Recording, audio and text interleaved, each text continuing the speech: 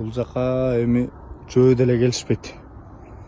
Кайра таштандыларың өзү менен ала кеткенде оор дейин десеңчи. Унаа менен эле келишет да. Анан эми ушу унаасы менен келгенге жараша ушуларды алып келгенде эле баштыгы менен алып келишет. Анан ошо кайра баштыгына сала кетип шаардан бир таштанды челекке таштап койсо оорчулук деле болбойт го дейм. Булго Бишкектин четиндеги Мисте фисташка токою. Кире беришке 200 сом алат, бирок кебетесин кырагыла. Ичинин баары таштанды.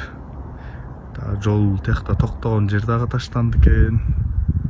Бияктары бүт эле таштанды. Монда ар бир бактын эле арасы. Тияк жагына барган жокмун.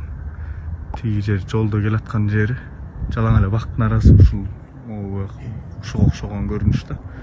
Өтө үлкөө. Салфетка. Тигил жакта белгилүү флагшток, панораманын флагштогу. Ошондой достор.